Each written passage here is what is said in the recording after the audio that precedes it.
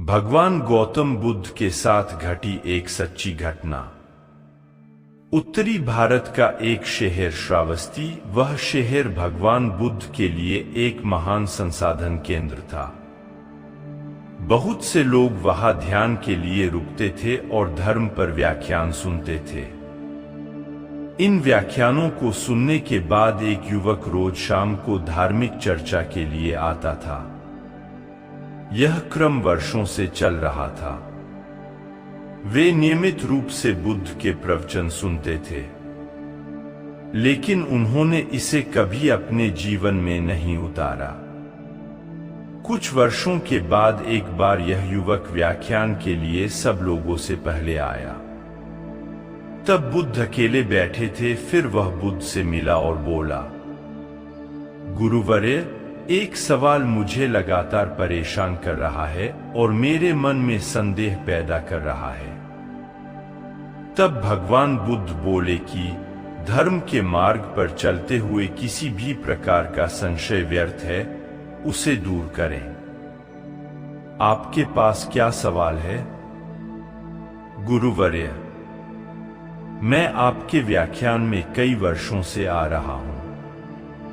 मैं देखता हूं कि हमारे आसपास अनेक साधु, भिक्षुनियां और बड़ी संख्या में सामान्य सांसारिक स्त्री पुरुष आते हैं। मैं उन्हें सालों से देख रहा हूं। कुछ साधक ने इस रास्ते पर बहुत प्रगति की है। मैं स्वयं देखता हूं कि उनमें से कुछ को निर्वाण की भी अनुभूति हुई होगी। हालांकि कुछ लोगों को निर्वाण का एहसास नहीं हुआ है, लेकिन उनके जीवन में काफी बदलाव आया है। और गुरुवर्य, साथ ही मैं ऐसे बहुत से लोगों को देखता हूं जो बिल्कुल भी नहीं बदले हैं। मैं उनमें शामिल हूं। इनमें से कुछ तो काफी जर्जर नजर आ रहे हैं। उनमें कुछ भी नहीं बदला है या बदलाव के कोई संकेत नहीं है। गुरुवर्य, ऐसा क्यों हो रहा है? आप जैसे शक्तिशाली, निर्वाण साक्षात्कारी दयालु संत को उन्हें मुक्त करने के लिए अपनी शक्ति और करुणा का उपयोग क्यों नहीं करते? महापुरुष, भगवान बुद्ध मुस्कुराए और युवक से पूछा, तुम कहाँ रहते हो? आपका मूल गांव कौन सा है? गुरुवर्य, मैं इस कौशल साम्राज्य की राजधानी श्रावस्ती में रहता हूं, युवक बोला। परंतु देखने से हमें यह नहीं लगता कि तुम इस क्षेत्र के निवासी हो, तो तुम मूल रूप से कहाँ के हो? भगवान बुद्ध ने युवक को पूछा। गुरुवर्य, मैं मूल रूप से मगध देश की राजधानी राजगिरी का रहने वाला हूं। तो क्या तुमने राजगिरी से नाता तोड़ लिया है? नहीं गुरुवर्य, मेरे कई रिश्तेदार हैं वहां। मेरे दोस्त और परिवार वाले वहां हैं और मेरा बिजनेस भी वहीं है। तो निश्चित रूप से अक्सर श्रावस्ती से राजगिरी जाते होंगे। हाँ गुरुवर्य, साल में कई बार राजगिरी जाता हूं और श्रावस्ती को लौटता हूं। कई बार एक ही रास्ते से जाकर आपको इस रास्ते का सब ज्ञान होगा और आप यहां से राजगिरी का रास्ता अच्छी तरह जानते होंगे। हाँ गुरुवर्य, मैं अगर अपनी आंखें बंद करके भी इस मार्ग से जाऊंगा तो पूरा मार्ग बता सकता हूं, क्योंकि मैं इस रास्ते से बहुत बार गुजरा हूं। सभी करीबी दोस्त और रिश्तेदार जानते हैं कि मुझे राजगिरी की सड़क का पूरा ज्ञान है। तब भगवान बुद्ध बोले कि जब ये लोग राजगिरी जाना चाहते हैं तो वे आपसे इस मार्ग के बारे में पूछते हैं। क्या तुम उनसे उस मार्ग के बारे में बातें छिपाते हो? क्यों साफ साफ रास्ता बताते हैं ताकि वे समझ सकें? क्या यह संभव है गुरुवर्य? मैं उसे स्पष्ट रूप से समझाता हूं कि पूर्व की ओर चलना शुरू किया और गया पहुंचने के लिए आगे बढ़े, और यह भी कि आप बहुत ही सरल और समझने योग्य शब्दों में राजगिरी जाएंगे।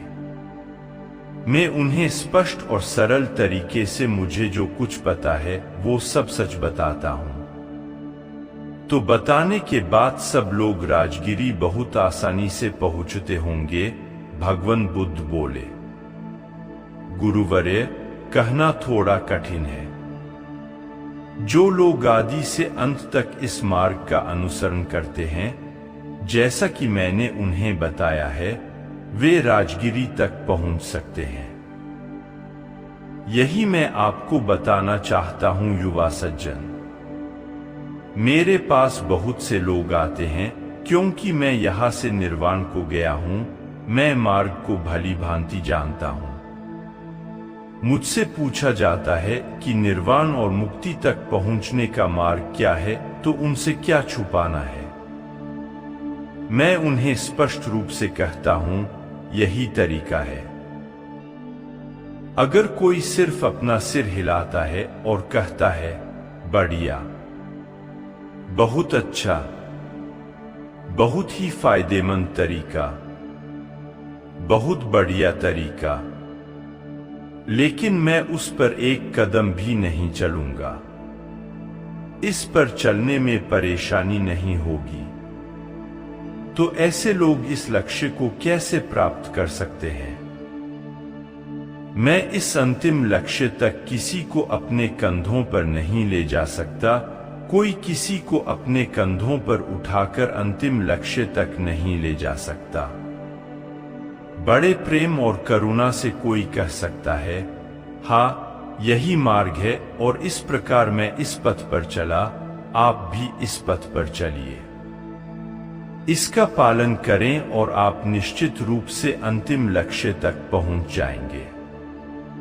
प्रत्येक मनुष्य को इस मार्ग पर स्वयं चलना चाहिए, एक कदम उठाना चाहिए। जो लोग इस रास्ते पर एक कदम बढ़ाते हैं, वे अपने लक्ष्य के एक कदम और करीब होते हैं। जो लोग इस रास्ते पर 100 कदम आगे बढ़ते हैं, वे लक्ष्य के 100 कदम करीब होते हैं। जो इस पूरे रास्ते पर चलते हैं, वे अंतिम लक्ष्य तक पहुंच जाते हैं। सबसे अहम बात यह है कि इस रास्ते पर आपको खुद चलना होगा। आपको किसी की कृपा नहीं मिल सकती, भगवान बुद्ध बोले। पीड़ा का स्रोत हमारे भीतर है, सबके भीतर है।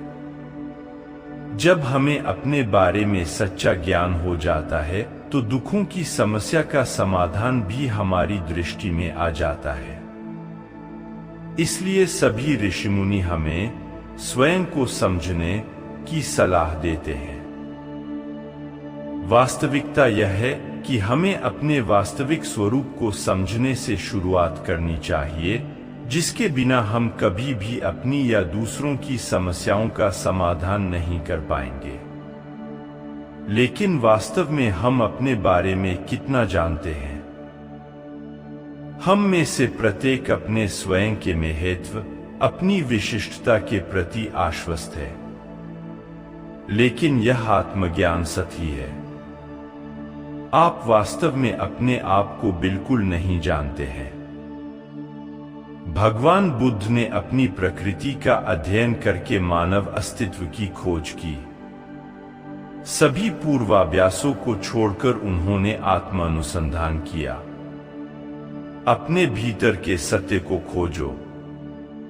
तब उन्होंने महसूस किया कि हर कोई भौतिक है। जीव 5 भागों से बना है। उनमें से 4 मानसिक और 1 भौतिक पदार्थ रूप हैं। पहले हम भौतिक पक्ष से शुरू करते हैं। यह हमारा एक बहुत ही स्वाभाविक और मूर्त हिस्सा है। यह किसी भी इंद्रिय अंगों को त्वरित धारणा प्रदान करता है, सुख के पद के अंतिम लक्ष्य की, और खुद को ही उस पथ पर चलना होगा। आपको यह कहानी कैसी लगी कमेंट करके बताएं। धन्यवाद।